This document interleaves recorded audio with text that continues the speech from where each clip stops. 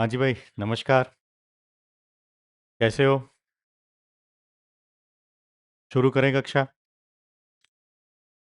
तो कल की कक्षा में हमने देखा कि दिल्ली सल्तनत का संस्थापक था कुतुबुद्दीन ऐबक। और कुतुबुद्दीन जो है वो मलिक व सिपह सालार की ही उपाधि लेता है और लाहौर को अपनी राजधानी के रूप में स्थापित करता है। 1206 से लेकर 1210 तक का उसका टाइम है। और 1206 से 1210 के दौरान वो दिल्ली सल्तनत की एक प्रकार से स्थापना कर लेते। आगे चलते हैं। कुतुबुद्दीन ऐबक के बाद उसका बेटा आराम शाह शासक बनता है, लेकिन आराम शाह को उसके ही अमीर वर्ग के द्वारा स्वीकार नहीं किया जाता और बुलाया जाता है बदायूं के इक्तेदार, जिसका नाम था इल्तुतमिश। और इल्तुतमिश को दिल्ली सल्तनत का वास्तविक संस्थापक माना जाता है। आज की जो हमारी कक्षा है, जैसा कि आप लोग स्लाइड पर देख रहे हैं कि गुलाम वंश का इतिहास हम पढ़ेंगे, जिसमें इल्तुतमिश से रजिया सुल्तान तक का इतिहास रहेगा, जो कि 1211 से लेकर 1240 तक है। आपको इसकी पीडीएफ मिल जाएगी, आप स्क्रीनशॉट लेते जाइएगा, आराम से पढ़िए, फिर इसके बाद हैंड रिटन नोट्स आप स्वयं बनाइएगा। ठीक है, चलिए आगे चलते हैं।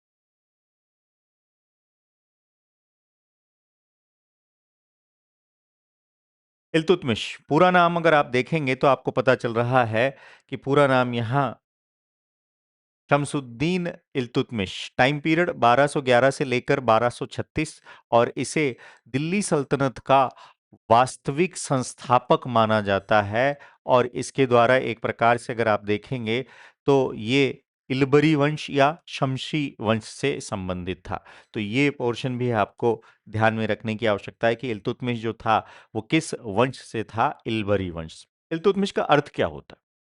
अगर मैं बात करूं, इल्तुतमिश का अर्थ होता है राज्य का स्वामी। और इसकी एक उपाधि थी गुलामों का गुलाम। एक्चुअल में ये गुलाम था इल्तुतमिश, और ये गुलाम जो था ये कुतुबुद्दीन ऐबक का गुलाम था। और कुतुबुद्दीन ऐबक भी एक प्रकार से गुलाम था। तो गुलामों का गुलाम कहा जाता है किसको? इल्तुतमिश को। आगे चलते, अगली स्लाइड अगर देखें तो मैप पर थोड़ा ध्यान देना भाई। दिल्ली, बदायूं, इंडिया का मैप मैंने हर स्लाइड में लगभग लगभग जो है ना, मैप को जरूर रख लिया है। मैप को इसलिए रख लिया है कि आपको किसी प्रकार की असुविधा ना हो, है ना, प्रॉब्लम ना हो।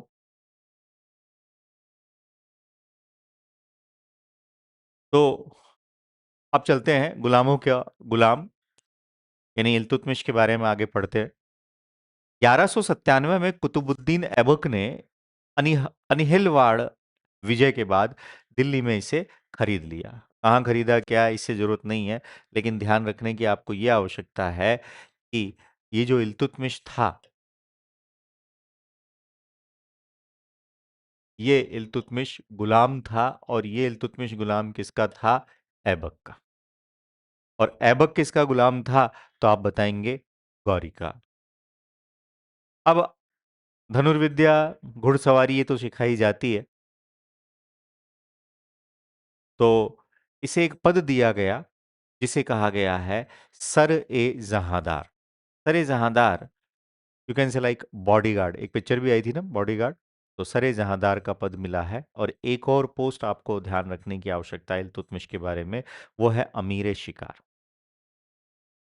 ठीक है, पहले बरन का और बाद में बदायूं का। तो आपको तो याद रखना है कि इल्तुतमिश शासक बनने से पहले,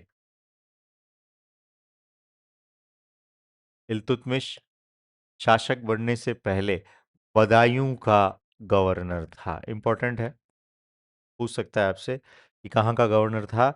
बदायूं का गवर्नर था। और एक चीज और आपको ध्यान में रखने की आवश्यकता है कि इसे जो पद दिया गया, एक तो सरे जहांदार यानी बॉडीगार्ड, और एक अमीरे शिकार का पद दिया गया। आगे चलते, अब इल्तुतमिश दिल्ली सल्तनत का शासक बना। दिल्ली सल्तनत का शासक बना और दिल्ली सल्तनत का वास्तविक संस्थापक माना जाता है। तो देखो, जब आप शासक बनोगे ना, राजा बनोगे, तो आपको चुनौतियां बहुत सारी मिलेगी। और यहाँ अगर देखें तो चुनौती देने वाला एक व्यक्ति था, गजनी का यल्दोज। इंग्लिश और हिंदी दोनों में है, जो आपका मन करे जैसा आपको। ठीक है। तराइन का एक युद्ध लड़ा जाता है, इंपॉर्टेंट है। देखो, 1191 में पहला लड़ा गया, गौरी और पृथ्वीराज चौहान के मध्य। 1192 में दूसरा लड़ा गया, गौरी और पृथ्वीराज चौहान तृतीय के मध्य। लेकिन एक तराइन का तीसरा युद्ध भी है, जो 1215 और 1216 के मध्य लड़ा गया। एक तरफ इल्तुतमिश और एक तरफ यल्दोज। परिणाम, यल्दोज को बंदी बनाकर बदायूं भेजा गया, और जहां उसकी मृत्यु हो गई। तो इल्तुतमिश के प्रतिद्वंदियों में सबसे बड़ा प्रतिद्वंदी जो था, वो कहाँ एक प्रकार से फिनिश हो रहा है, तो वो आपको जानने की आवश्यकता है। वो एक प्रकार से समाप्त हो रहा है किस युद्ध में? तराइन के तीसरे युद्ध। आगे बढ़ते हैं। अब एक और प्रतिद्वंदी, जो कि सिंध सिंध में दुश्मन था, कुबाचा। पूरा नाम नासिरुद्दीन कुबाचा। मुल्तान भी इसके अधिकार में था। तो सबसे पहले तो एक युद्ध लड़ा इल्तुतमिश ने, मंसूरा का युद्ध, याद रखना। और मंसूरा के युद्ध में कुबाचा को हरा दिया और लाहौर पर अधिकार कर लिया। अब कुबाचा अंदर ही अंदर परेशान हो रहा है, परेशान इन द सेंस कि उसकी सेना में भी अफरी तफरी मच गई। लास्ट में कुबाचा डिप्रेशन में आ जाता है, और कुबाचा जो है सिंधु नदी में कूदकर आत्महत्या कर लेता है। देखो, दूसरी समस्या भी समाप्त। अभी तो और समस्याएं हैं जीवन में। अगर राजा बनना है तो समस्याएं ही समस्या। इसके विपरीत अगर मैं देखूं तो कुतुबुद्दीन ऐबक ने वैवाहिक संबंध का सहारा लिया था। और यहां इल्तुतमिश जो है, वो अपनी सैन्य शक्ति का सहारा ले रहा है। एकीकरण कर लिया गया मुल्तान का। और एक प्रकार से उच्च एक जगह है, उच्च, यहाँ एक सिलसिला आप पढ़ेंगे, सोहरावर्दी सिलसिला। उसके बारे में जब हम मैं बात करूंगा, तब मैं उच्च के बारे में बताऊं। और इल्तुतमिश के काल में एक वजीर जो था, उसका नाम था निजामुद्दीन जुनैदी। और निजामुद्दीन जुनैदी को यहाँ पर नियुक्त किया गया, ये भी ध्यान रखिए। तो दो जगह आ गई भाई। आगे बढ़ते हैं। मंगोल संकट।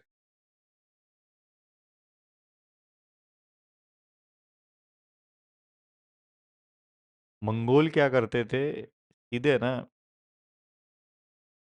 गला काटते थे,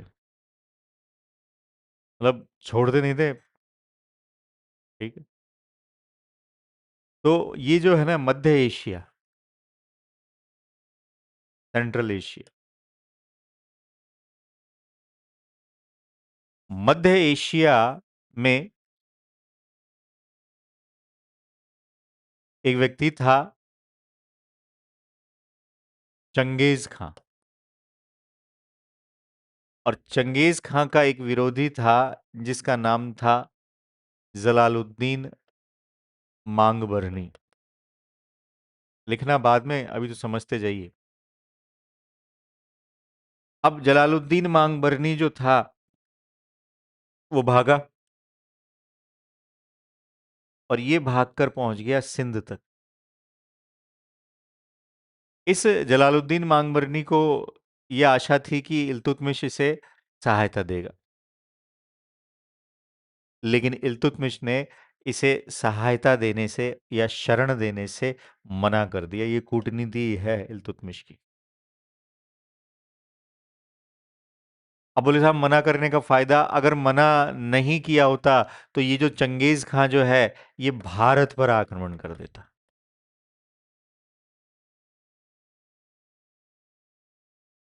तो चंगेज खां के आक्रमण को भारत से बचाया।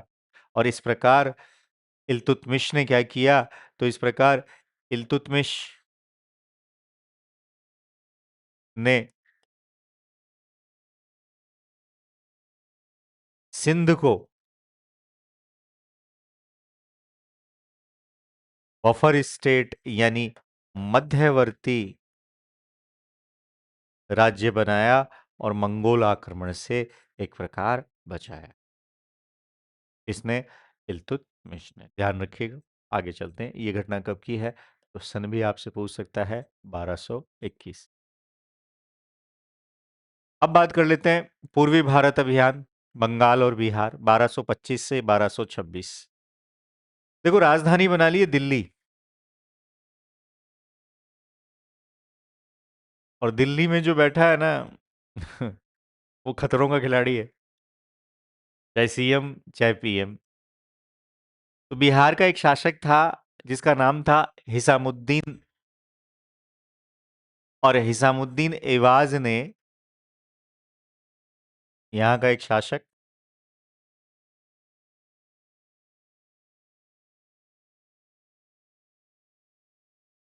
ये अधीनता स्वीकार कर ली।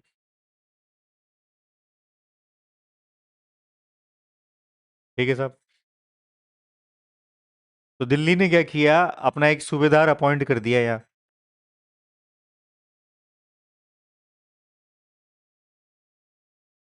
सब यहाँ लिखा हुआ है, इधर फिर भी मैं लिख रहा हूं, मलिक अलाउद्दीन जानी।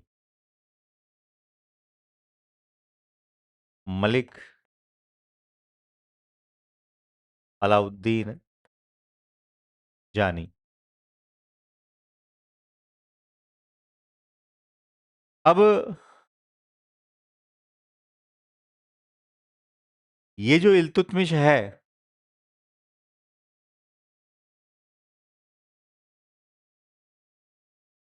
इल्तुतमिश का एक बेटा है नासरुद्दीन महमूद,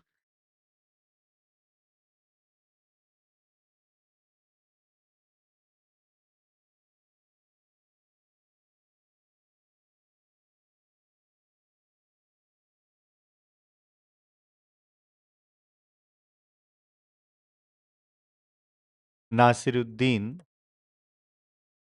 महमूद। और इस नासरुद्दीन महमूद ने क्या किया कि 1226 में लखनौती, बंगाल को जीत लिया। 1225 में तो बिहार आ गया, 1226 में बंगाल आ गया। लेकिन बिहार और बंगाल हमेशा से, खास तौर से बंगाल में विद्रोह होते रहेंगे, ध्यान रखिएगा। तो इल्तुतमिश के काल में 1230 में बंगाल में विद्रोह होता है, और विद्रोह को वो शांत करता है। ये मैंने सारी डिटेल इधर भी लिख दी है, इधर है ही। आगे चलते हैं। अब आ जाओ, हमारे राजस्थान की बात कर लेते हैं। रणथंबोर, रणथंबोर पर 1226 में अधिकार किया है वीर नारायण चौहान। मंडोर दुर्ग पर 1227 में अधिकार किया है। जालोर 1228 से 29, उदय सिंह ने एक प्रकार से अधीनता स्वीकार करी। ऐसे ही बयाना, अजमेर और सांभर पर अधिकार किया इल्तुतमिश। टाइम पीरियड है 1211 से लेकर 1206। अब इल्तुतमिश का राजस्थान में एक संबंध है, वो देखें तो भूतेला का युद्ध।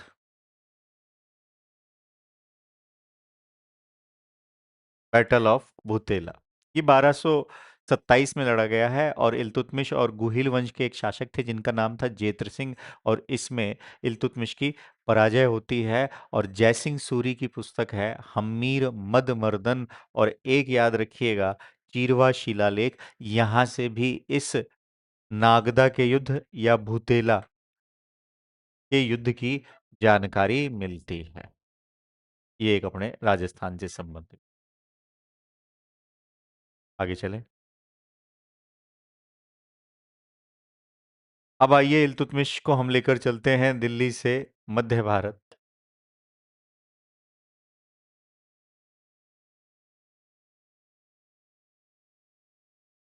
प्रश्न बन सकता है, ध्यान रखिएगा। उज्जैन के महाकाल मंदिर को ध्वस्त किया।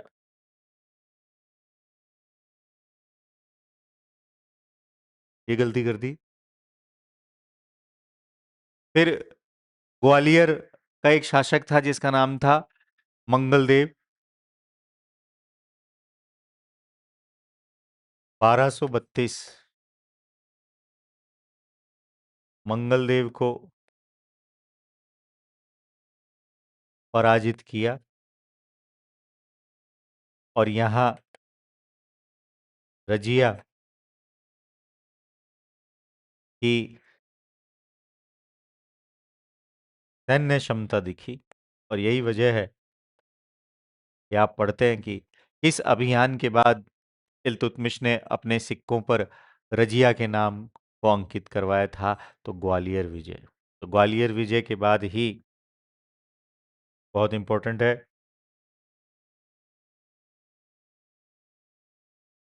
सिक्कों पर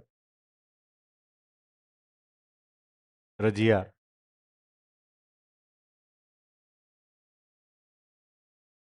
ये वजह है। भिलसा और उज्जैन 1234 और 1235 में भिलसा के दुर्ग को लूटा, उज्जैन शहर को लूटा। मंदिर, क्योंकि इस्लाम धर्म में मूर्ति पूजा तो होती नहीं है। आगे चलें। आगे देखें तो इल्तुतमिश दिल्ली सल्तनत का पहला शासक था।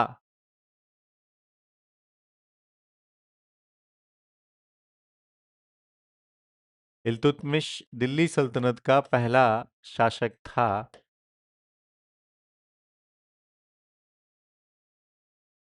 जिसने सुल्तान की उपाधि ली। ये एक इंपॉर्टेंट, क्योंकि दिल्ली सल्तनत से पहले कुतुबुद्दीन ऐबक, और कुतुबुद्दीन ऐबक जो था मलिक और सिपह सालार की उपाधि से ही प्रेरित था। अब वैधानिक उपाधि ले रहा है तो साहब देखो, पैगंबर साहब ने ईश्वर के संदेशों को बताया। पैगंबर साहब के बाद जो उनके उत्तराधिकारी थे उन्हें कहा जाता था खलीफा। 4 खलीफा हुए, अबू, उमर, उस्मान और अली। खलीफा का मतलब होता है मुस्लिम धर्मगुरु।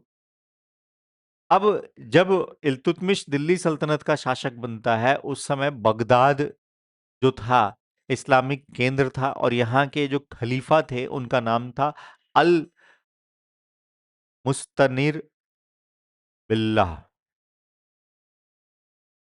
अल मुस्तनसिर बिल्लाह बगदाद के खलीफा थे। और इनसे एक प्रकार से इल्तुतमिश ने सनद प्राप्त किया था।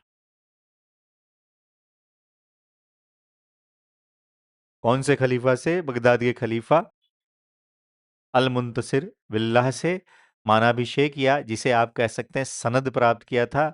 और तब वैधानिकता हो गई। और ये घटना ध्यान रखना कब की है, सन भी पूछता है 1229 की। अब इसका क्या है महत्व था? सुल्तान आजम साहब बन गए हैं इल्तुतमिश, नीचे देखिएगा आपको दिख रहा होगा। इसका क्या मतलब? दिल्ली सल्तनत अब एक स्वतंत्र और वैध राज्य हो गया सर। अब यहाँ ऐसा नहीं कि कोई भी आएगा बोले हम भी गुलाम थे साहब, हमारा भी होना चाहिए अधिकार। बोले नहीं, अब हमारा है। अब काम करने में मजा आएगा। आगे बढ़ो। अब प्रशासन में सुधार करने की आवश्यकता है, क्योंकि सल्तनत का जो, अगर आप क्षेत्रीय विस्तार देखेंगे ना, तो वो लगभग इतना बड़ा एरिया है साहब इल्तुतमिश के काल में।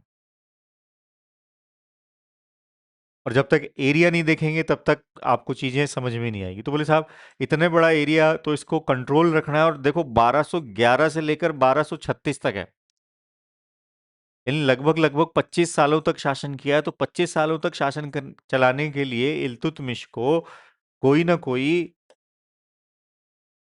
एक सुदृढ़ व्यवस्था की तो आवश्यकता थी साहब।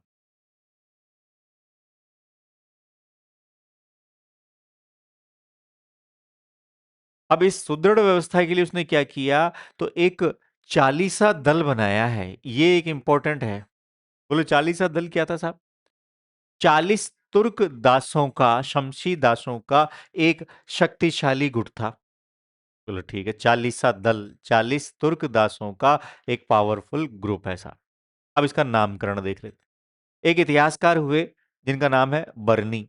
बर्नी की पुस्तक का नाम है तारीख ए फिरोज शाही। बर्नी ने इसे चिहलगानी कहा है। ये भी प्रश्न बनता है, बोले किसने चिहलगानी कहा है? लोग कुछ भी कह रहे हैं, कुछ भी पढ़ रहे हैं, उसे मतलब नहीं, किस इतिहासकार ने क्या कहा है ये आपको जान। इसामी की एक पुस्तक है फुतुह अल सलातीन, फुतुह उस सलातीन, सॉरी। और इस फुतह उस सलातीन में इसका सबसे पहले उल्लेख है। फुतुह उस सलातीन एक बुक का नाम है, याद करना पड़ेगा, मैंने तो याद किया था। सबसे पहले तुर्कानी चहलगानी का उल्लेख कहाँ मिलता है? इसामी की पुस्तक फुतुह उस सलातीन। एक और चीज ध्यान रखना, ये तो एक प्रकार से स्रोत हो गए हैं, और इल्तुतमिश जो था ना, इसे मकबरों का जनक भी कहते हैं। सुल्तानगढ़ी में इसने एक मकबरे का निर्माण भी कराया था। आगे आएगा, हम पढ़ेंगे, आगे चलते हैं।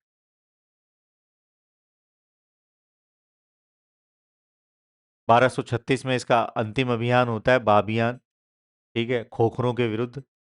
ये भी एक इंपॉर्टेंट है कि इल्तुतमिश का अंतिम अभियान किसके खिलाफ था? बामियानों, अफगानिस्तान, खोखरों के विरुद्ध, और 1236 में इसकी मृत्यु हो जाती। दिल्ली सल्तनत में योग्य व्यक्ति आएगा। अब तो ये तो एक प्रकार से कुतुबुद्दीन ऐबक का दामाद था, इल्तुतमिश। अब इसकी मृत्यु के बाद इसने, मृत्यु से पहले ही इसने अपनी पुत्री रजिया को अपना उत्तराधिकारी चुन लिया था। और यहां से अगर आप देखें तो एक प्रकार से वंशानुगत परंपरा की शुरुआत हो जाती है। तो वंशानुगत परंपरा की दिल्ली सल्तनत में शुरुआत किसने करी है? तो आप बताएंगे इल्तुतमिश। आगे चलते हैं। अब क्या हुआ भाई?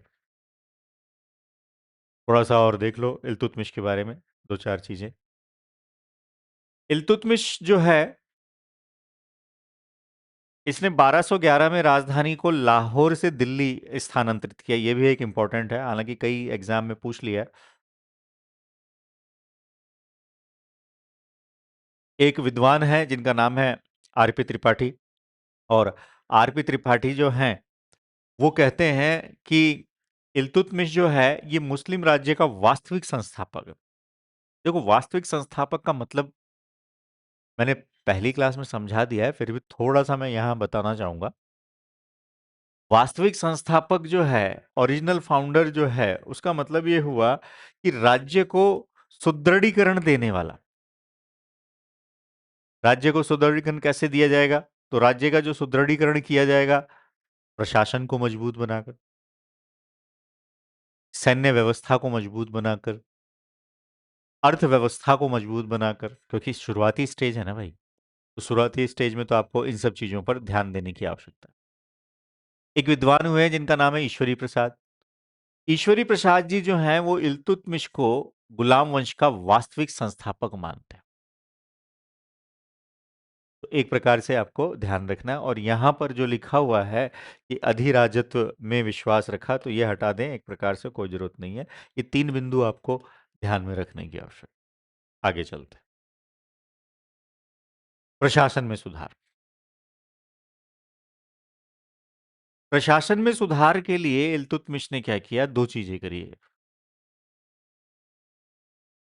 एक तो एकता व्यवस्था को लागू किया, और एक तुर्कानी चहलगानी, जो मैंने अभी विस्तार से बता दिया बरनी के माध्यम से।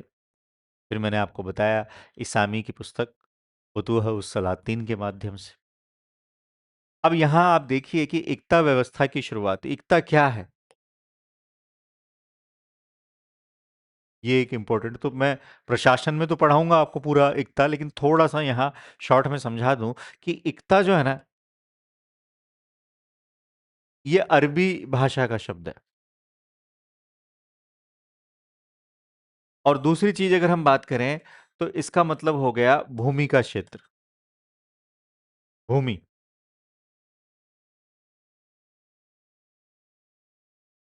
और विस्तार में जाएं तो वेतन के बदले दिया जाने वाला भूमि का क्षेत्र, इसे कहेंगे एकता। बड़ी एकता, छोटी एकता। तो मान लो कि प्रशासन बढ़ रहा है साहब, तो प्रशासन बढ़ रहा है, तो मैंने आपको मैप के माध्यम से बताया कि बंगाल भी आ गया है, लखनौती पर अधिकार कर लिया है, बेटा भी काम कर रहा है नासरुद्दीन महमूद, और बेटी भी ग्वालियर अभियान के दौरान एक प्रकार से पिता के साथ है।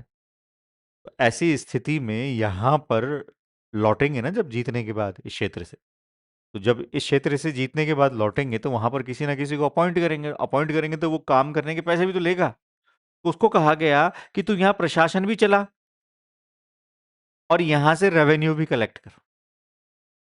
अब जो तेरी सैलरी है और जो तेरा खर्चा है वो उस रेवेन्यू में से काट लेना, और बाकी पैसा केंद्रीय खजाने को जमा करा देना। इस सिस्टम को एक प्रकार से कहा गया एकता व्यवस्था। यहां विस्तार इसलिए नहीं कर रहा हूं, यहां पर प्रशासन आएगा तो मैं उसमें चर्चा करूं। तुर्क चहलगानी तो मैंने बताया 40 तुर्क अमीरों का एक प्रकार से समूह है।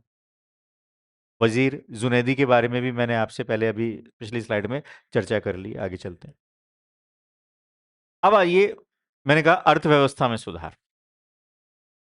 इल्तुतमिश दिल्ली सल्तनत का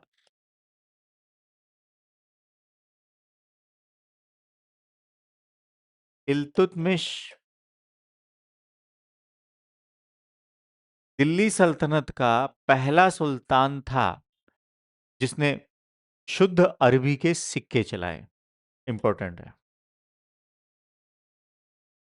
प्योर अरेबिक कॉइन्स, जिसमें चांदी का टंका और तांबे का जीतल। और ये लगभग पूरे दिल्ली सल्तनत में अगर देखो तो टंका तो आपको देखने को ही मिलेगा लास्ट तक। तो ये एक इम्पॉर्टेंट है कि शुरुआत करी है और शुरुआत करने के बाद उसे एंड तक लेकर चलना, और वो मुद्रा जो है ना अर्थव्यवस्था का आधार बने रहे लगभग 300 साल साल तक। 320 साल रही दिल्ली सल्तनत।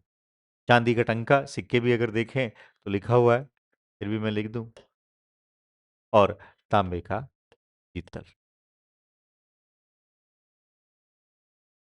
फिर अगर बात करें तो केंद्रीय सेना या शाही सेना का गठन किया है इल्तुतमिश ने। और इस केंद्रीय सेना या शाही सेना को क्या कहेंगे, तो इसे कहेंगे हश्म एक कल्ब। याद कर लीजिएगा, बहुत इंपॉर्टेंट। हश्म ए कल्ब।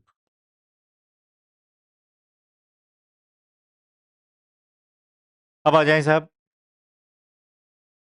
एक व्यक्ति है इमादुल मुल्क। मलिक वलिक तो हटा दो साहब, कितना याद करोगे, मुस्लिम नेम है, फंस जाओगे। तो इमादुल मुल्क इल्तुतमिश के काल में एक प्रशासनिक अधिकारी था। ठीक है, रवात ए अर्ज की उसे उपाधि दी। आगे देखो,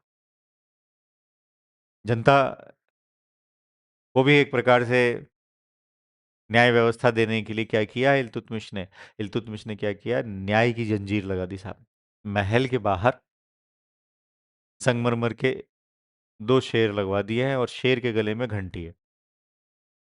और जिसको न्याय चाहिए वो लाल कपड़े पहने और लाल कपड़े पहनकर आए और इस न्याय की घंटी को बजा दे। मान लो आप हो,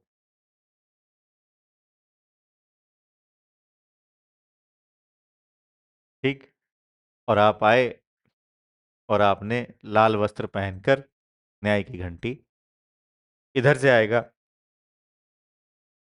इल्तुतमिश, और इल्तुतमिश फिर आपको न्याय देगा जो भी आपके साथ समस्या।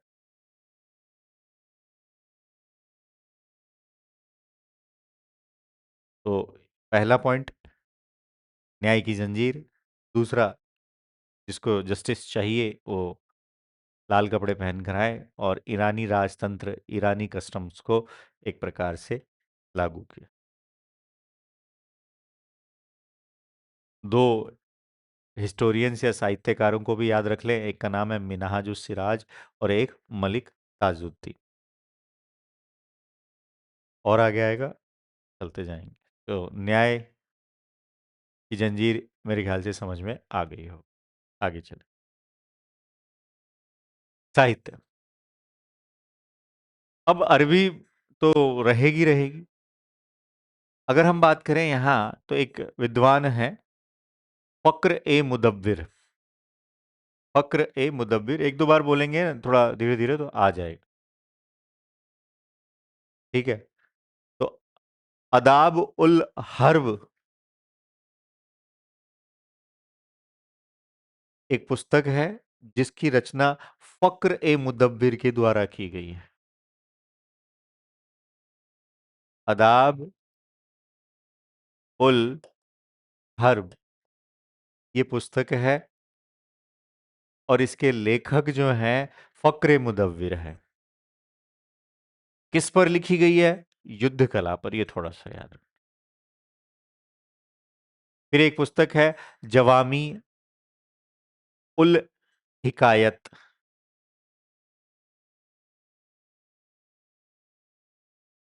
उल हिकायत आजकल ये भी पूछने ही लग गया है। तो ये पुस्तक किसने लिखी है? नूरुद्दीन मोहम्मद ओफी ने। ओफी साहब लिखते हैं कि मैग्नेटिक कैंपस के बारे में।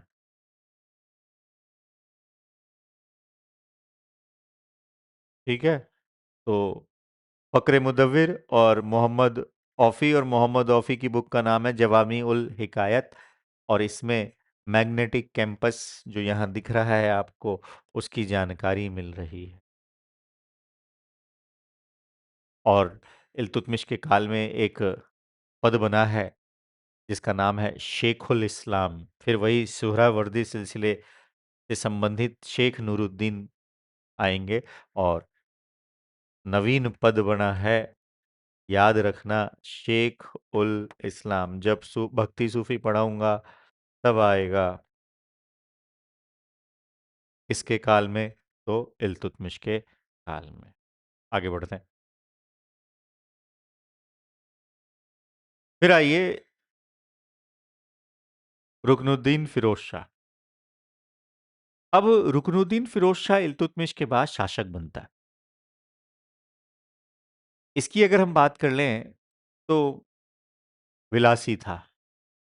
और जब व्यक्ति विलासी होगा तो विलासिता में शारीरिक रूप से और मानसिक रूप से दोनों तरह से उसका कोई लेना देना ना। तो ऐसी स्थिति में शासन जो है ना, माता चलाएगी, और शासन चलाएगी माता शाह तुर्कान। याद रखिए। रुकनुद्दीन फिरोज शाह के काल में शासन की जो बागडोर थी, इसकी माता शाह तुर्कान के हाथ में आ गई, लेकिन शासन रहा मात्र 6 महीने 28 दिनों का। दिल्ली की जनता ने विद्रोह कर दिया, और दिल्ली की जनता ने विद्रोह कर दिया तो रजिया को सुल्तान बनाया गया। आगे चलें।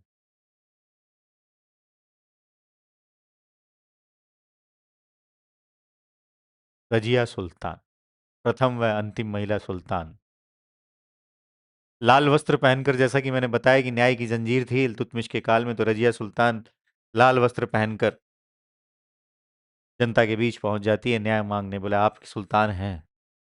और पहली बार दिल्ली की जनता जो है उत्तराधिकार में निर्णय स्वयं लेती है। रजिया ये विश्वास दिलाती है दिल्ली की जनता को, यदि मैं सफल हो जाऊं, मैं आपके लिए सारे काम करूंगी जिससे कि दिल्ली की जनता को बहुत ज्यादा सुखी जीवन मिल सके, किसी प्रकार की कोई कठिनाई ना हो।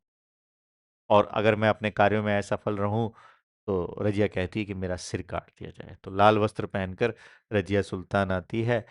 ये 3-4 पॉइंट आप ध्यान रखना। पहला, दिल्ली सल्तनत पहली और अंतिम महिला सुल्तान लाल वस्त्र पहनकर आई थी। और तीसरा पॉइंट ये है कि दिल्ली की जनता ने खुद उत्तराधिकार का निर्णय किया, और फिर पूरे कॉन्फिडेंस और पूरे वादे के साथ आ रही। क्या होगा देखते हैं आगे। अगली स्लाइड देखें तो रजिया सुल्तान बन गई, इसलिए आता है रजिया सुल्तान। टाइम पीरियड अगर देखें तो 1236 से लेकर 1240।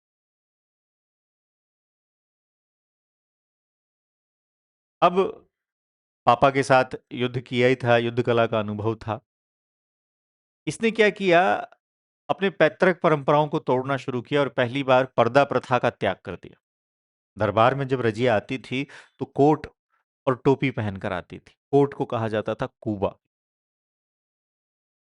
और टोपी को कहा जाता था कुल्हा। हाथी पर सवार होकर जनता के बीच में जाने लग गई साहब।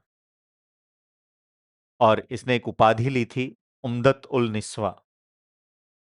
इंपॉर्टेंट है, रजिया की उपाधि उम्दत उल निस्वा, जो कि सिक्कों पर अंकित थी। एग्जाम में पूछा जा सकता है, इंपॉर्टेंट है, ध्यान रखिए। आगे चलते हैं।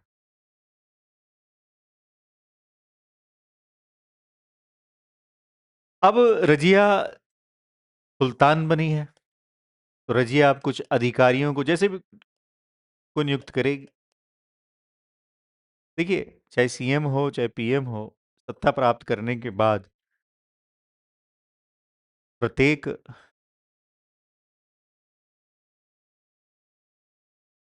सुल्तान, बादशाह या शासक अपने अधिकारी अपॉइंट करेगा, अपनी नीतियां लागू करेगा। जैसे इल्तुतमिश ने तुर्कान चहलगानी की स्थापना की। अब आइए आगे बढ़े। तो रजिया, जिसके बारे में पिक्चर भी बन चुकी है, जिसमें हेमा मालिनी और धर्मेंद्र जी हैं, उन्होंने शानदार अभिनय किया। तो एक अबिसीनियाई दास था जिसका नाम था याकूत। कहा जाता है कि ये एक प्रकार से रजिया के बारे में अफवाह उड़ाई गई थी कि उसका प्रेमी था। जब रजिया शासिका बनी तो याकूत को अमीर आखूर का पद दे दिया गया। और अमीर आखूर का मतलब हो गया शाही अश्वशाला का प्रधान। इंपॉर्टेंट पद है। और मैंने कहा कि एक इसामी फुतूह उस सलातीन ने रचना करी है, रजिया और याकूत के प्रेम का उल्लेख करता है। फिर एक और है जिसका नाम है ऐतगीन। ऐतगीन को एक पोस्ट दे दी गई, उस पद का नाम था अमीर ए हाजिब। अमीर ए हाजिब का पद दिया गया। बोले सर, अमीर ए हाजिब क्या होता है? ये अमीर ए हाजिब जो था, ये दरबारी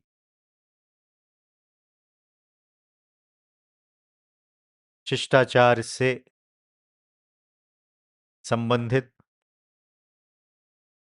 अधिकारी था।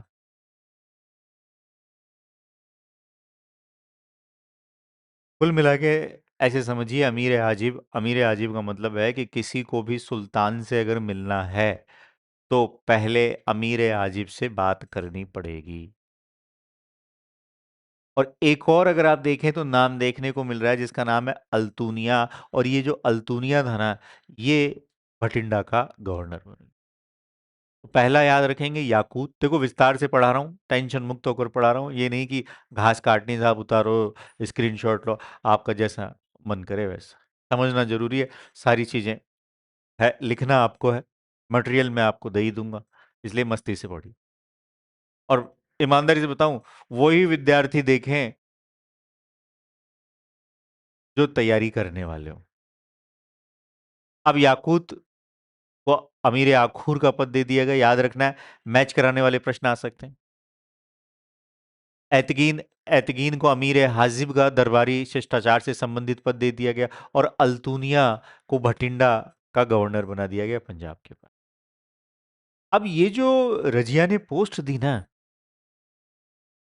ये पोस्ट इनको पसंद नहीं थी।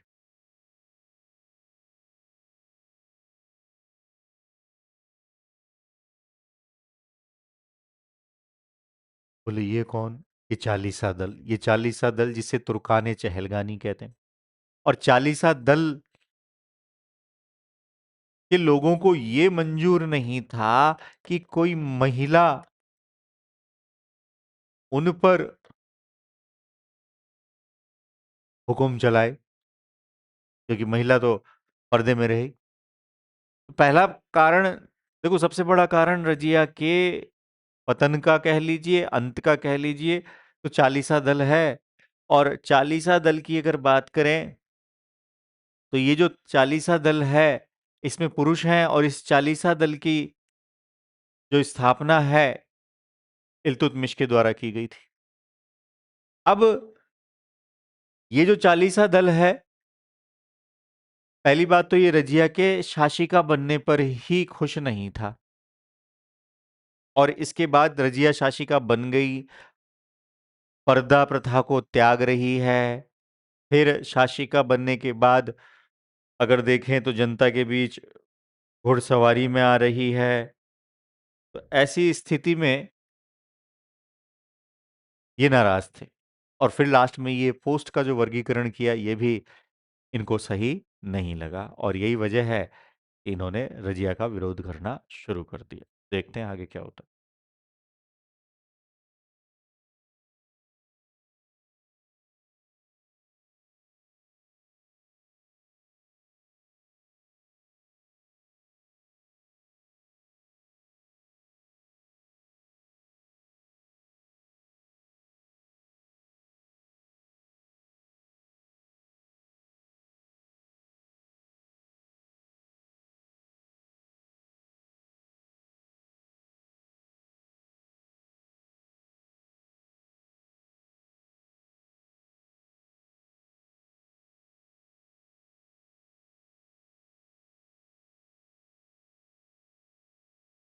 हम्म।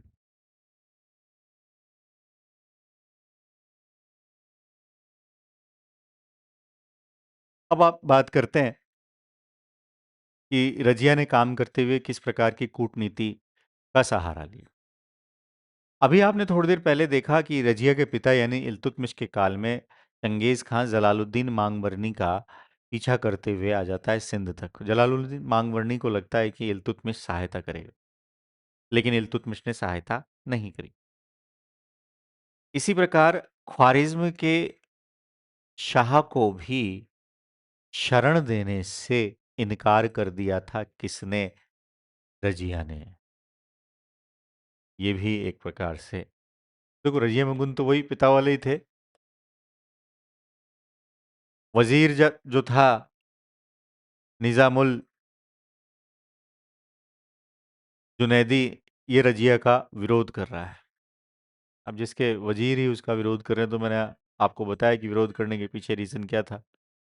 काम रजिया सही कर रही थी। लाहौर विद्रोह, लाहौर में विद्रोह हो गया 1238। लाहौर पिता लेकर आए थे, मैंने बताया था कि नासरुद्दीन कुबाचा को पराजित किया था लाहौर। और नासरुद्दीन कुबाचा जो कि सिंध, मुल्तान और लाहौर पर अधिकार करके बैठा था, सिंधु नदी में कूदकर आत्महत्या कर देता है। लाहौर में विद्रोह कर दिया 1238 में कबीर खान ने। वजीर का विद्रोह, मंगोल आक्रमण, इसलिए कहते हैं रजिया फंस गई।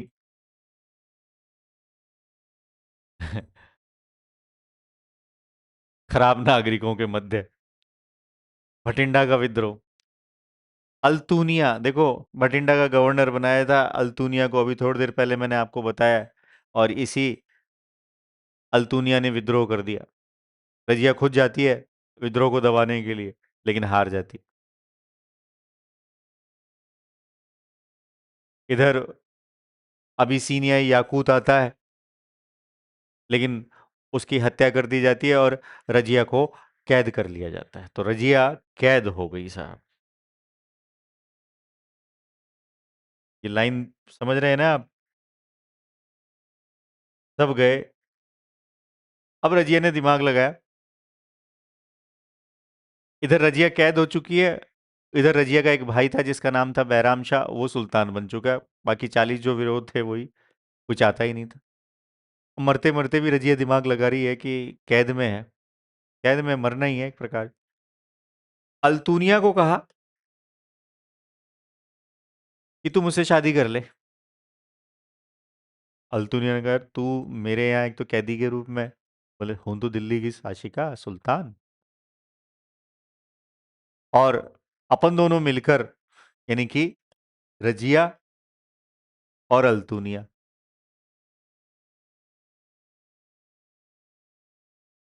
मेरे भाई को मारेंगे, यानी बैराम शाह को हराएंगे और दिल्ली पर अधिकार कर लेंगे। अल्तुनिया जो कि भटिंडा का गवर्नर था, और इसे गवर्नर ही बनाया था किसने? रजिया ने।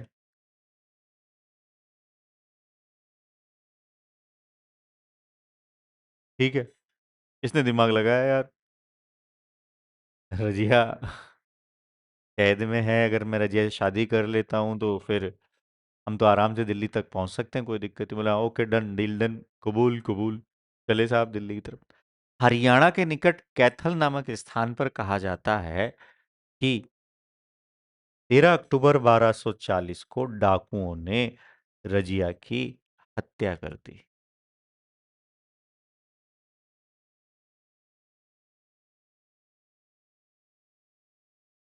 और इस प्रकार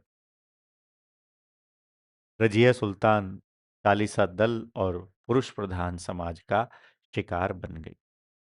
नहीं तो शाशिका के गुण तो सारे ही थे। इसके बाद अगर आप देखेंगे तो दिल्ली सल्तनत में इलबरी वंश का अंत हो जाता है और बलबन का उदय होता है। लेकिन बलबन के आने से पहले दो तीन शासक जो हैं वो मैं आपको और बताऊंगा। तो पहली चीज, रजिया का पतन क्यों हुआ? मिनहाज उस सिराज की एक पुस्तक है जिसका नाम है तबकात नासरी। मिनहाज उस सिराज, ये कहते हैं कि रजिया जो थी ना, उसमें बादशाह बनने के या बादशाह के बाद शासन चलाने के सभी गुण थे, लेकिन सबसे बड़ा अवगुण ये था कि वो एक महिला थी।